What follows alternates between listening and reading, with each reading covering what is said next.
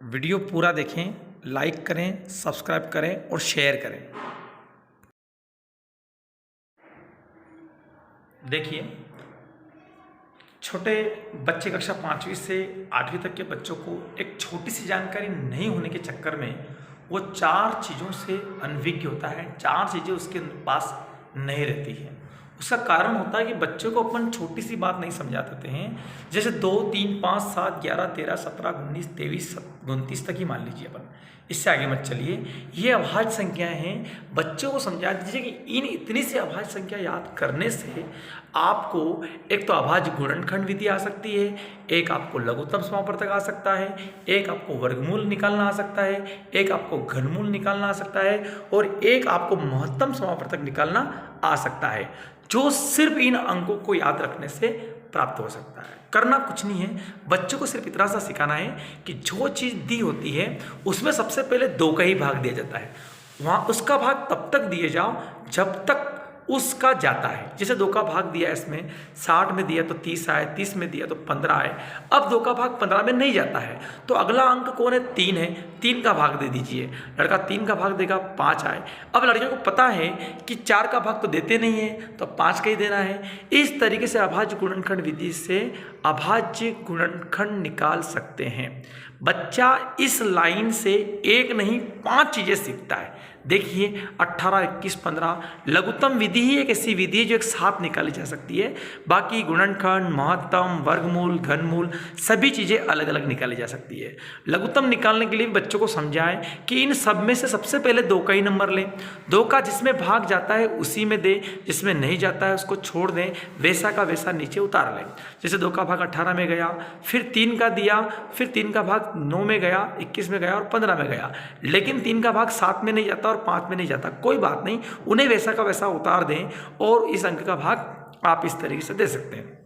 अब सोचिए, बच्चे को एक छोटी सी 2, 3, 5, 7, 11, 13, 17, 19, 23, 29 का एक छोटा सा नॉलेज देने पर, मतलब ज्ञान देने पर बच्चा लघुत्तम समापवर्तक, गुणनखंड, वर्गमूल और घनमूल निकालना और महत्तम निकालना सीख सकता है।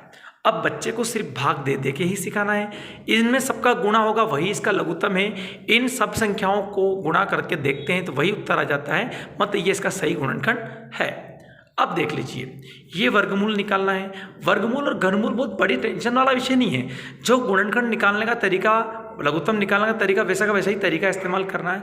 सिर्फ इतना सा फर्क है कि वर्गमूल में 2-2 के जोड़े बनाए जाते हैं। जैसे इसका जोड़ा बना, इसका जोड़ा बना और इसका बना। इन जोड़े का गुणा कर लीजिए, जैसे 2 दूना 4 और 4 तिया 12, अतः 144 का वर्गमूल 12 है। मतलब वर्गमूल में 2-2 के जोड़े बनाते हैं, घनमूल में 3-3 के बनाते हैं। देख लीजिए, इस प्रकार से भाग दे दिए, इनका जोड़ा बना दिया और इसका जोड़ा बना दिया, 2 पंजे 10, अतः 1000 का घनमूल 10 है, वर्गमूल 144 का 12 है। ये आपको कैसे हल करे हैं? वर्गमूल घनमूल कैसे निकाला जा सकता है? एक ही तो चीज़ थी जो थी गुणनखंड। गुणनखंड के रास्ते से ही वर्गमूल निकाला जा सकता है, घनमूल निकाला जा सकता है और बच्चा सीख जाता है। 5वीं से लेकर 8वीं तक का बच्चा जो आपकी शाला में या आपकी स्तर पर कमज़ोर नहीं मिलता है। अब देख लीजिए, महत्तम को भी गुणनखंड विधि से निकाल सकते हैं। वैसे देखा जाए तो विभाजन विधि से बहुत बेस्ट रहता है, लेकिन गुणनखंड विधि जिस व्यक्ति को आती है वो आसानी से निकाल सकता है। देखिए, 21 में 3 का भाग देते 3 से तो 21, फिर 15 में देते 3 5 15, ऐसे कर करके एक एक अंक से भाग दिए जाते हैं। अब हमको इस महत्तम में एक ही विशेषता है, जो सब में मिले वही महत्तम होता है। जैसे देखो, इसमें भी 3 मिल रहे हैं, इसमें भी 3 मिल रहे हैं और इसमें भी 3 मिल रहे हैं, अतः इसका महत्तम 3 है। जबकि 2 में भी मिल जाता है तो महत्तम नहीं माना जा सकता है, लघुत्तम ले सकते हैं। अतः कहने का मतलब होता है कि आप सिर्फ ये लाइन सिखाकर बच्चों को इन अभाज्य संख्याओं के माध्यम से गुणनखंड, महत्तम, लघुत्तम, वर्गमूल, घनमूल ऐसे सवाल सिखा सकते हैं जो बच्चे का स्तर आपके लिए मजबूत पाया जा सकता है। धन्यवाद। इन उदाहरणों का सहारे से आप सवाल सीखें और अन्य सवाल करके अपनी मजबूती साबित करें।